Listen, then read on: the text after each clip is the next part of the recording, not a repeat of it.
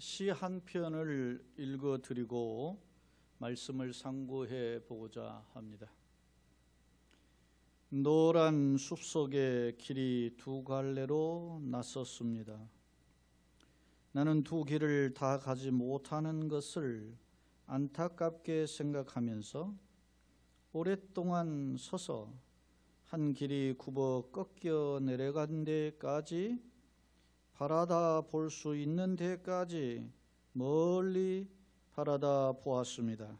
그리고 똑같이 아름다운 다른 길을 택했습니다. 그 길에는 풀이 더 있고 사람이 걸은 자취가 적어 아마 더 걸어야 될 길이라고 나는 생각했었던 게지요. 그 길을 걸음으로 그 길도 거의 같아질 것이지만 그날 아침 두 길에는 낙엽을 밟은 자취는 없었습니다. 나는 다음 날을 위하여 한 길을 남겨두었습니다. 길은 길에 연하여 끝없으므로 내가 다시 돌아올 것을 의심하면서 훗날에 나는 어디선가 한숨을 쉬며 이야기할 것입니다. 숲속에 두 갈래 길이 있었다고, 나는 사람이 적게 간 길을 택하였다고, 그리고 그것 때문에 모든 것이 달라졌다고. 사랑하는 성도 여러분, 이 시는 많이 들어보셨죠? 미국의 시인인 로버트 프로스트가 쓴 가지 않는 길이라고 하는 시입니다. 이 시는 교과서 고등학교 아마 1학년에 수록된 것으로 제가 기억하는데요. 이 가지 않는 길은 프로스트가 시리에 빠져 있던 20대 후반에 쓴 시라고 알려져 있습니다. 당시 프로스트는 직업도 없었고 문단에 제대로 인정을 받지도 못한 형편이었고 몸은 육체적으로 기관지 계통의 질병을 앓고 고통당하던 시기였다고 합니다. 그러던 상황에서 프로스트는 당시 자신의 집 앞에 있는 숲에 펼쳐진 두 갈래 길을 바라보면서 자신의 인생을 돌아보면서 쓴 시가 바로 이 가지 않는 길이라고 하는 시라고 합니다. 그렇습니다. 우리는 이 시의 내용처럼 우리의 인생길에는 항상 두 갈래 길이 놓여 있습니다. 하지만 두 길을 모두 갈 수 있는 것이 아니기 때문에 오직 한 길만을 선택하고 걸어야만 합니다. 문제는 한번 선택한 길은 되돌아올 수도 없고 돌이킬 수도 없다는 점입니다. 사랑하는 여러분, 그렇다면 내가 오늘 여러분이 선택한 길은 어떤 길입니까? 오늘 우리의 삶을 돌아보면 하루에도 여러 번 크고 작은 결정하고 선택하는 일들을 하며 살고 있는데요. 작은 것에서부터, 사소한 것에서부터, 예를 들면 무엇을 먹을까, 또 입을까, 어떤 교통편을 이용할까, 이런 것에서부터 인생의 매우 중요한 문제를 결정하는 순간들이 있음을 우리는 알 수 있습니다.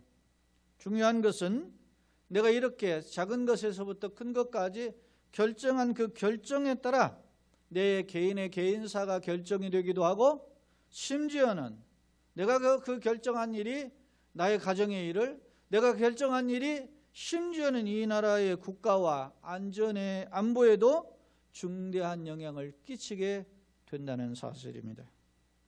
오늘 역대하 19장 1절로 3절을 짧게 읽어보았는데요. 오늘은 말씀은 이러한 인생의 선택이 우리의 삶에 어떤 결과를 낳는지에 대한 사례를 보여주고 있습니다. 역대하 19장은 우리가 잘 아는 유대의 유다와 북왕국 이스라엘로 갈라져 있던 시절이죠. 솔로몬 왕이 죽고 난 뒤에 남쪽 유다와 북왕국의 이스라엘로, 남쪽은 두 지파, 북왕국은 10지파로 갈라졌던 시절에 남쪽 유다의 네 번째 왕 여호사밧이 통치하던 시기에 기록된 말씀입니다. 여호사밧은 여러분 잘 아시죠? 히스기야 요시야 왕과 더불어서 유다의 19명의 왕 중에 3대 현인의 왕으로 소개되는 아주 훌륭한 왕임을 알 수 있습니다. 그는 35세 왕에 올라서 25년을 통치했는데요.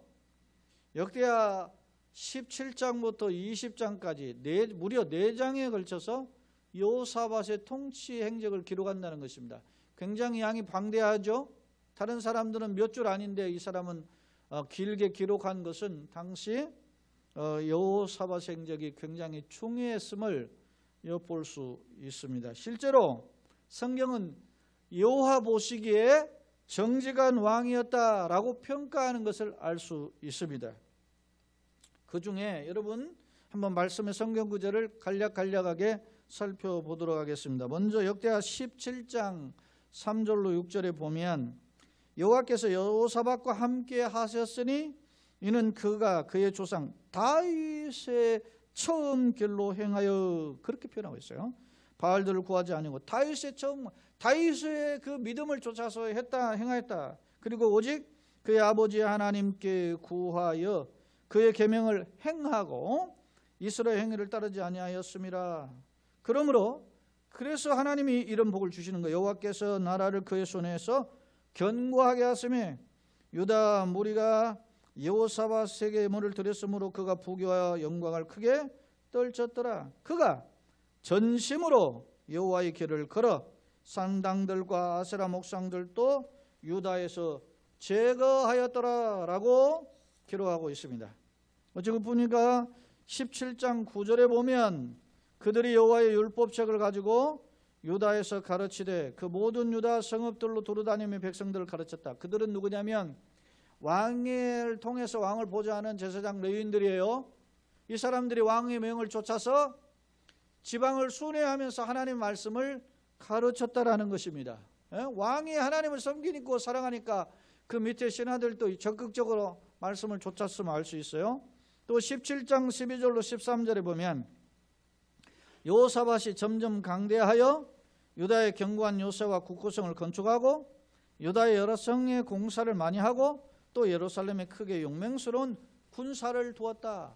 소위 말하면 부국 강병의 정책, 전통적으로 국가가 강대한 나라들의 특징의 모습을 여호사밧이 갖고 있음을 알 수 있습니다. 정리하면 여호사밧은 대신관계, 하나님과의 관계가 철저해서 하나님 보시기에 정직해서 특히 우상을 철폐하고 하나님만을 의지했고, 대인관계, 자기의 어떤 백성들, 민족들에게 하나님의 말씀을 가르쳤고, 그리고 나서 이방 나라와 불신자죠, 대적자죠, 그들과 맞짱을 뜨기 위해서 국방력을 튼튼히 했던 지혜롭고 선한 왕이었음을 성경은 기록하고 있습니다.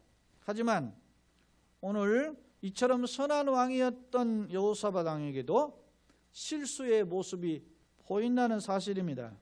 예를 들면 역대하 18장 1절, 그 다음 이제 18장으로 오면 1절에 여호사밧의 부귀와 영광을 크게 떨쳤고 라고까지는 좋은데 그 다음에 하니까 아합 가문과 혼인함으로써 인척관계를 맺었더라 했습니다. 아합은 누굽니까? 북왕국의 7번째 왕입니다.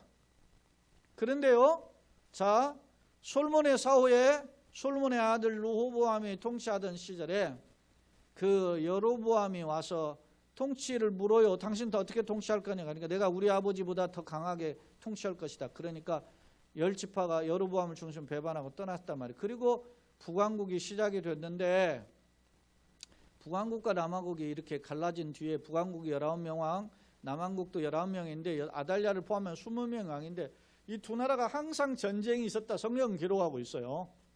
근데 이 여호사밧이 왕이 됐을 때는 나라가 갈라진 지 약 한 50년에 60년 사이에요. 60년 정도까지 보여져요.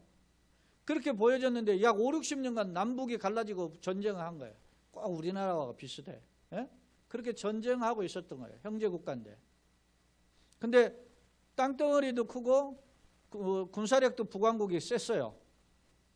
근데 북왕국의 당시 왕이 7대 왕인 아합인데 남왕국은 한 왕조 유다 지파만 계속 하는데 북왕조는 6번의 왕조가 바뀌어요.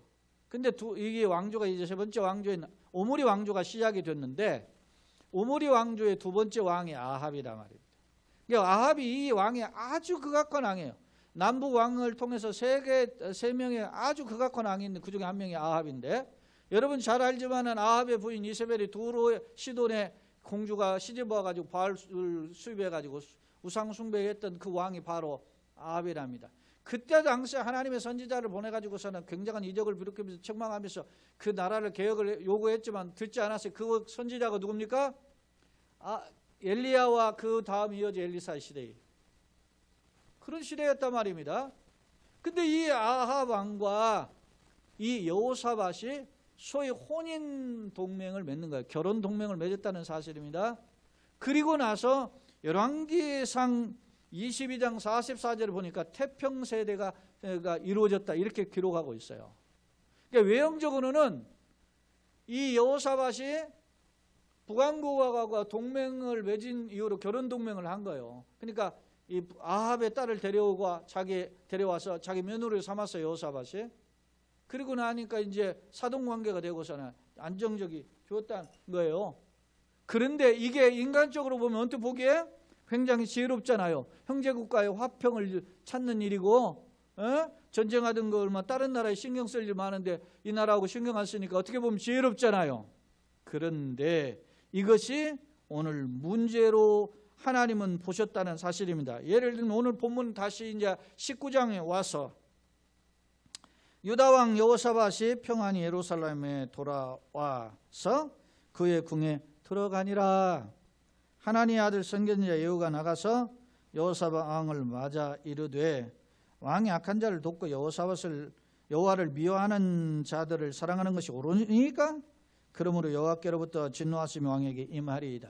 이게 무슨 말씀이냐면 18장 우리가 1절만 읽고 그 뒤로 안 읽었잖아요. 이렇게 결혼 동맹을 맺은 지 2년 뒤에 이 아합이 요청을 하는 거예요. 여호사밧에게. 사돈이겠지요? 사돈. 내가 지금 우리 옛날 조상들이 가지고 있었던 땅인 길르앗 나무시라는 땅이 있는데 이 땅에 암몬에게 빼앗겼습니다. 근데 그 땅을 회복해 되찾아야 되겠는데 도와주세요.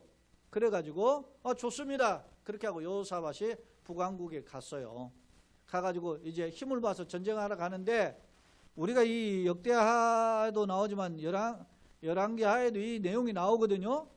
열왕기상에 나와요. 그런데 열왕기상에서 물어봐요. 이 전쟁 나가야 되는가 말아야 되는가를 물어봅시다. 그러니까 좋습니다. 내가 물어보겠습니다 하고 당시 아합 왕이 당시에 선지자 400명에게 물어봤어요. 그랬더니 400명이 전부 다 전쟁 올라가세요.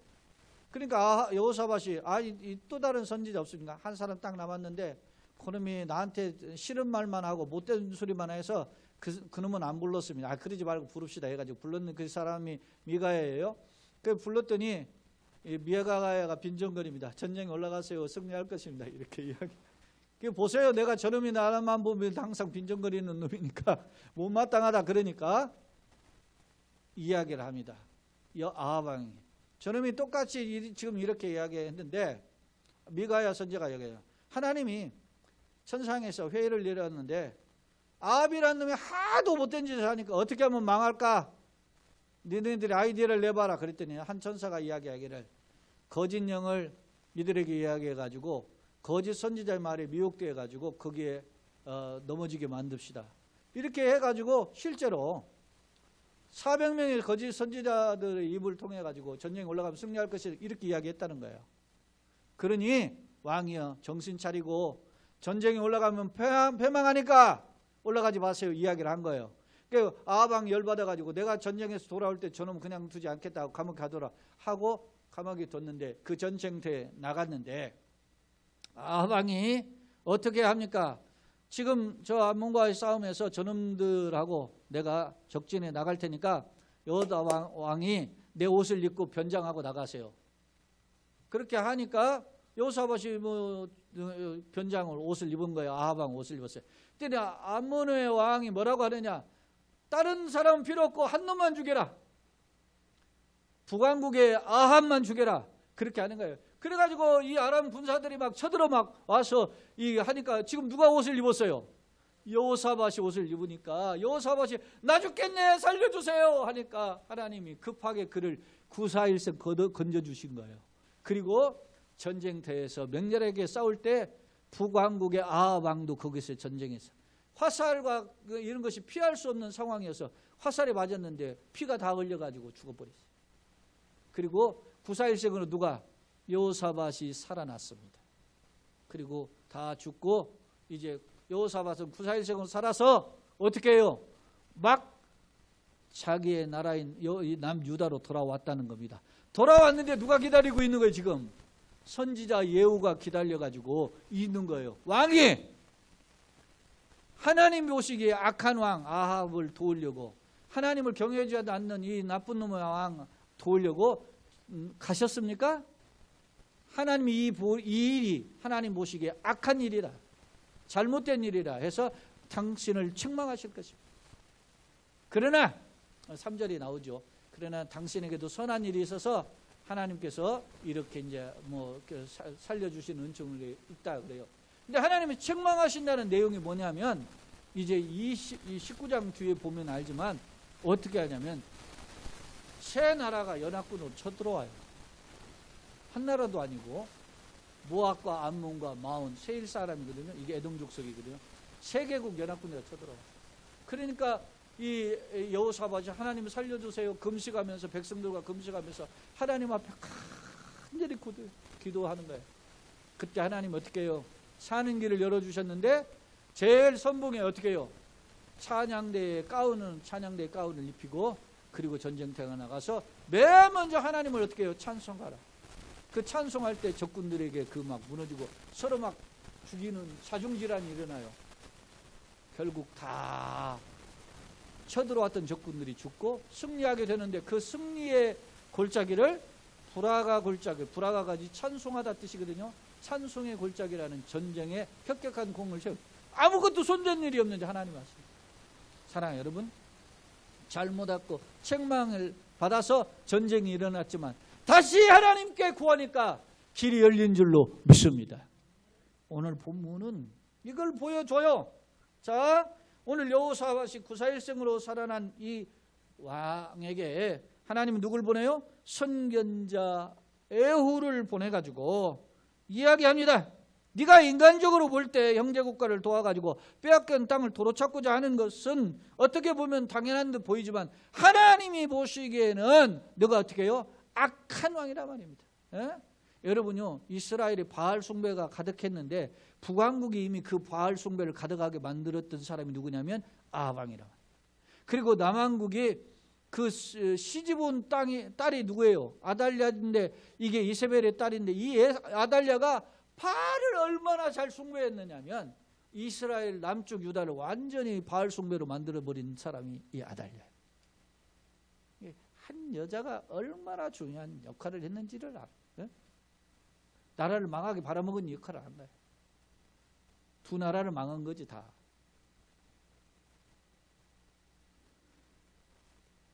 자, 하지만 하나님 아무리 같은 혈통이라도 아무리 형제라도 하나님을 떠난 우상 숭배자와 연합하는 것은 악한 일로 보시죠.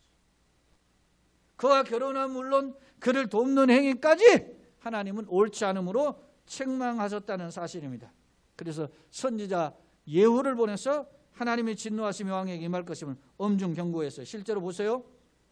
자, 이 예후는 그럼 누구냐? 성경에 보니까 하나니의 아들로 소개되잖아요. 19장 보니까. 근데 이 하나니가 누구냐면 여호사밧이 4대 왕이잖아요. 남쪽 유다의 4대. 근데 3대 왕이 누구냐면 아사 왕이에요. 이 아사 왕은 초기에는 선한 왕이고 후기에는 어떻게 어머니가 우상 숭배하니까 어머니 그 산당까지 폐할 정도로 선한 왕이었는데 후기에는 교만했던 왕이 이 아사예요. 근데 아사가 잘못을 하니까 하나님의 선지자 누구요? 하나니를 보내가지고 아사를 책망하는데 아사가 하나님의 책망을 들으면 어떻게 해요? 깨달아야 되는데 아사가 열이 받아가지고 어떻게 해요? 선지자 하나니를 어떻게 옥에 가둬요. 그게 역대하 16장 7절에 기록되어 있어요. 응? 그러니까 아버지 때도 선지자 노릇을 했고 그의 대를 이어서 예후도 선지자 노릇을 했는데 왕을 책망하는 일을 계속하는, 이게 대단한 거예요. 오늘날 입 바른 소리 못 하잖아요. 예? 여러분요, 야당은 좀 하죠. 반대니까 하겠지. 정부 여당이 들어가 가지고 하는 사람들 보면 대통령이 싫은 소리 하는 사람 봤어요? 한 놈이 없어요. 이번에 뭐 제가 좀 개인적으로 좋아했던 뭐 했는데 뭐 전 국회의원이 뭐 이번에 또 어제 비서관으로 들어갔잖아요. 그런데도 똑같잖아. 하는 놈이 없어. 왜요? 충언은 여기에 귀에 거슬리는 거예요. 그런 사람이 없는 거예요. 선지자의 이 예후와 그의 아버지 하나니는 믿음의 참 길을 걸었던 사람이에요. 목숨을 중요시하지 않고. 예? 자, 보세요. 자, 하나님의 책망의 내용 20장 1절 한번 봅시다.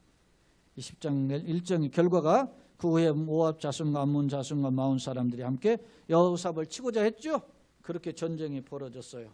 자, 이런 위기인데도 불구하고 자 19장 3절로 다시 돌아와서 그러나 왕에게 선한 일도 있으니 이는 왕이 아세라 목상들을 이 땅에 없애고 마음을 기울여 하나님을 보여 찾음이니.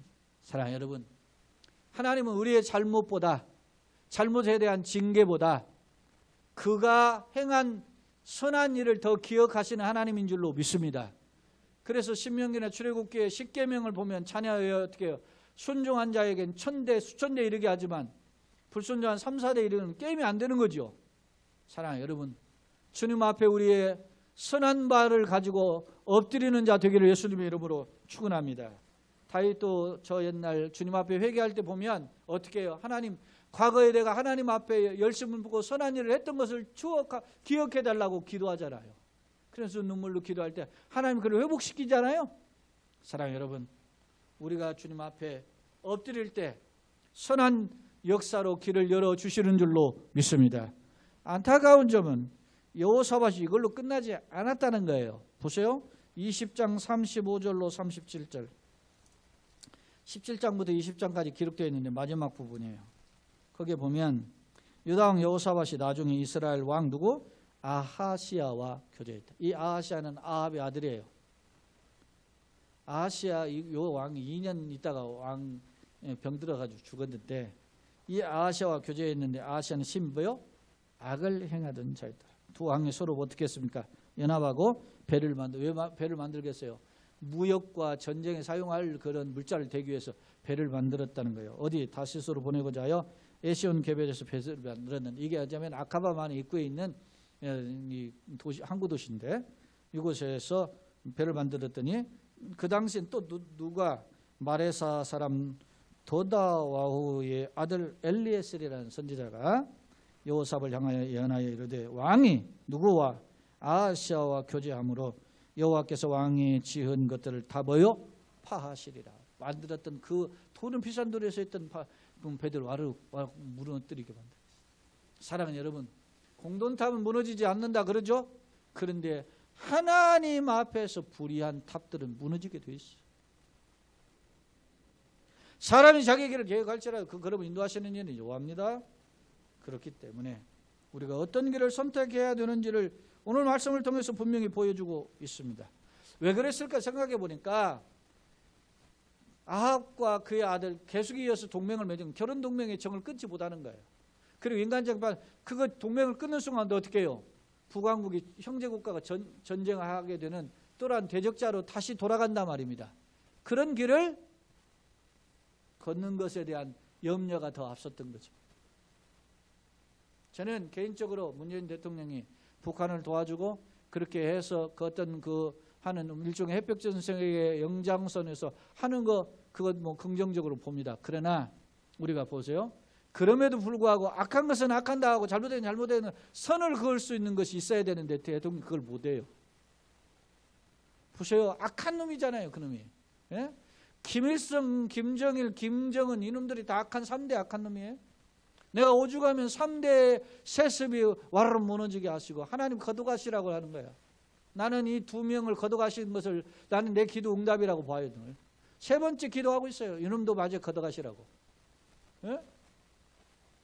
악한 자예요. 여러분 보세요. 2200만 명이 되는 동포들이 저렇게 허덕이는데 뭐 한 10%나 잘 먹고 잘 살겠지. 그런데 끝까지 이렇게 그 뭐 퍼주고 욕 처먹고 강단에서 온기가 멀었지만은 대통령 보고 소대가리라고 그랬잖아요. 소대가리. 삶은 소대가리. 그것도 삶은 소대가리. 심지어는 뭐 평양의 옥류관의 주방장이 별 희한한 그 말에도 아무 말 못하잖아요. 이번에 무슨 뭐 일본 공사가 그거 해서 하지 말아야 될 말이잖아요. 막 불릴 때 일어나가지고 일본 놈들한테 막 빨리 그놈 뭐가지 따야 돼 빨리 해서 불러들이지 않으면은 너네들 말이지 그냥 안 두겠다 이렇게 막 강하게 나가야 돼. 왜 그렇게 못하냐고. 어? 우리를 깔보는 거야 세상에 지금 먼 주변의 나라들이. 그러니까 뭔가 해야 되는데 이야기가 다른 것 같아. 다 깔본다면 이 사람들 저 사람들. 응? 물론 뭐 국가의 정책을 하는 대통령을 비롯해 정부가 저보다 오죽 낫겠어요. 그래 얼마나 똑똑하고 얼마나 계산이 있고 얼마나 해서 판단이 있어서 그렇게 추진하는지는 모르지만 내가 보기에는 불의한 놈은 불의한, 형제에도 불의한 놈은 불의하다고 이야기하는 거예요. 잘못하면 잘못했다고 바른 길을 걷도록 안내하는 것이 그것이 우리의 도의지. 오늘 보십시오. 자, 그걸로 끝나지 않아요. 보세요. 22장이죠. 22장 10절. 이제 여호사밧이 이미 죽고 없어졌어요. 그리고 그의 며느리가 누구죠? 이제 아달랴죠. 자, 아달랴인데 그의 이제 아들이 요람인데 요람이 이제 죽고 이어져 누가? 손자, 여호사밧의 손자인 아하시아가 왕이 됐는데 이 아하시아가 이 어머니가 누구겠어요? 아달랴예요. 그러니까 여호사밧의 며느리죠. 며느리가 아하시아가 어디로 갔느냐? 북왕국을 이제 방문했어요.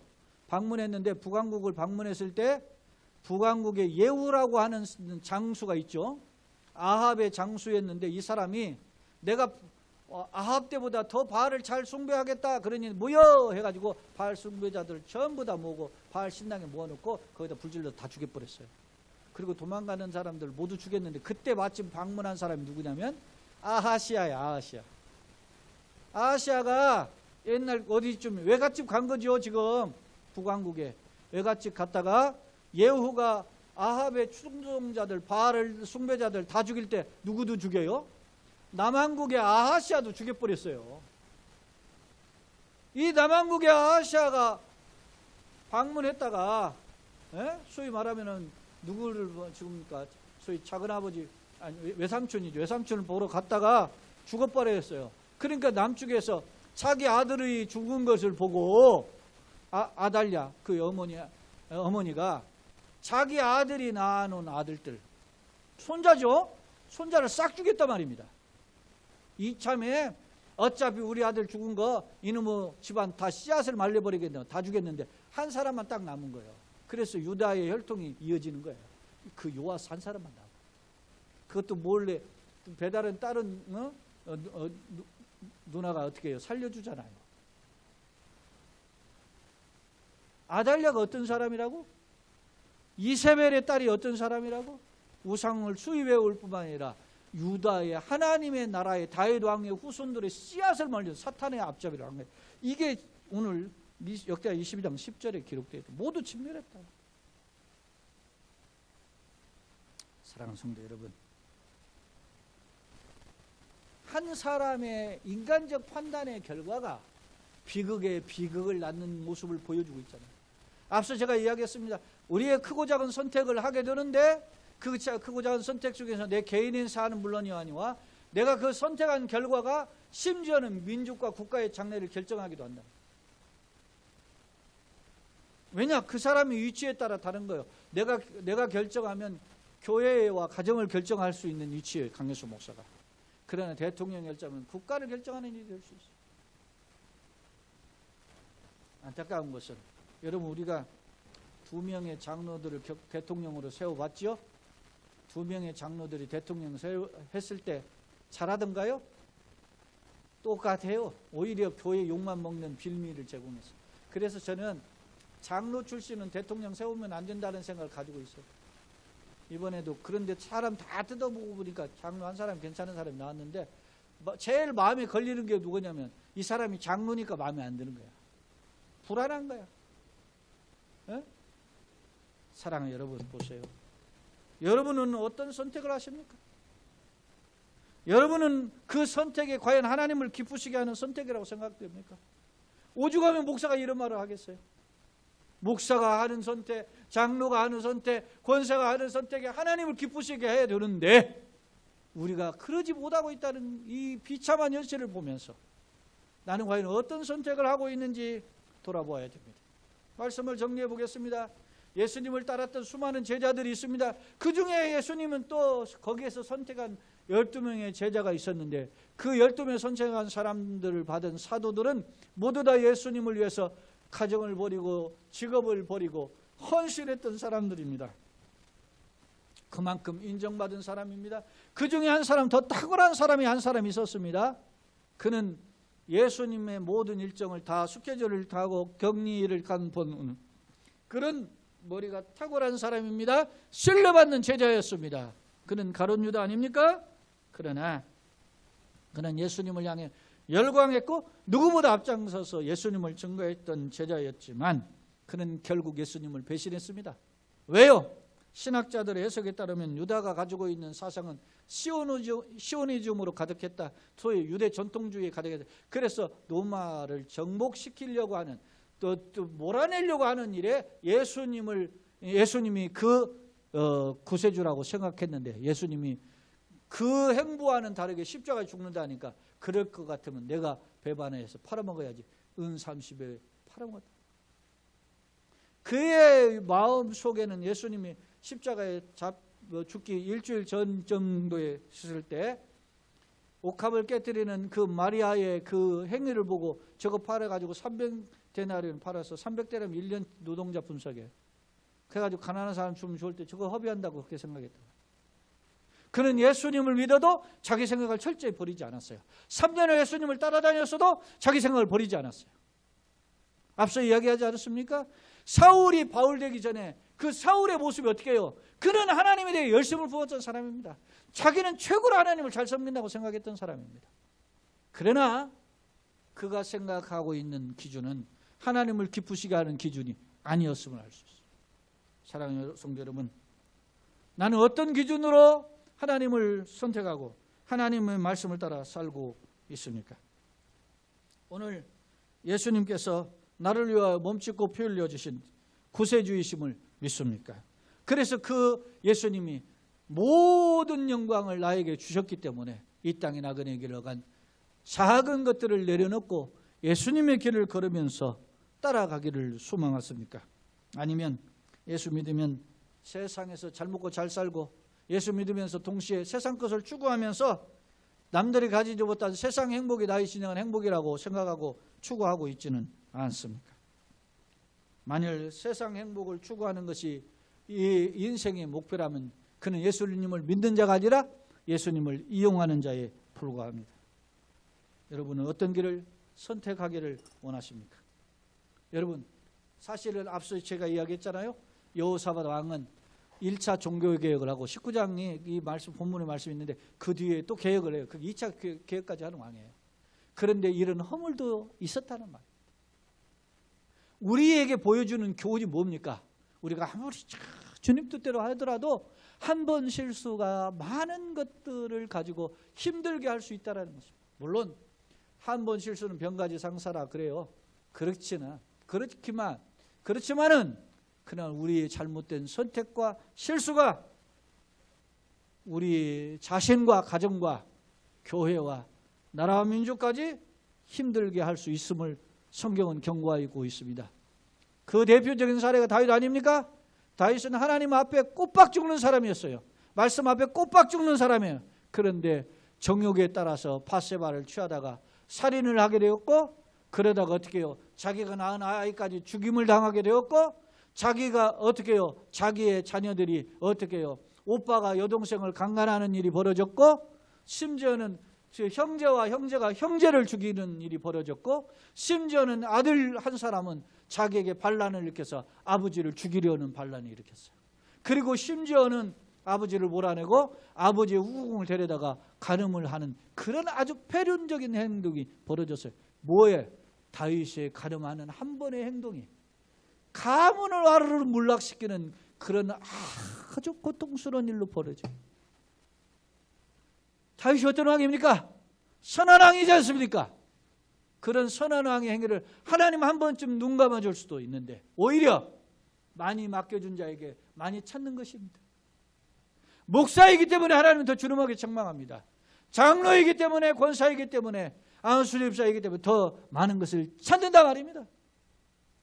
그걸 두려워하시고 오늘 우리가 하나님 앞에서 어떤 길을 걸어갈 것인가를 다시 한번 돌아보는 믿음의 결단을 하기를 예수님의 이름으로 축원합니다. 결혼 동맹이 인간적으로 볼 때는 이게 어떻게 국가를 살리는 길인 것처럼 보였지만 악한 자와 손을 잡는 일이었기 때문에 하나님은 강력하게 그를 책망하셨음을 알 수 있습니다. 사랑하는 성도 여러분, 우리는 어떤 길을 걷기를 원합니까? 바라기는 때로는 실수할 수 있지만 그 실수에 따른 주름한 대가가 있음을 기억하고 하나님을 기쁘시게 하며 세상에 덕을 끼치되 하나님이 기뻐하시는 선택을 선택하심으로써 실패를 교훈 삼아 이제는 더 큰 실패를 갖는 자가 아니라 오히려 합력하여 선을 이루시는 은혜의 길을 걷는 축복의 성도여 가정 교회되기를 예수님의 이름으로 축원합니다. 아멘. 동시에 하나님이 예비하신 복을 누려서 앞서 이야기했잖아요. 여호사밧이 회개할 때 길을 여서서 민족을 역경에서 구원하시는 것처럼 그런 회복의 은총을 던지는 저와 여러분 되시기를 예수님의 이름으로 축원합니다. 아멘.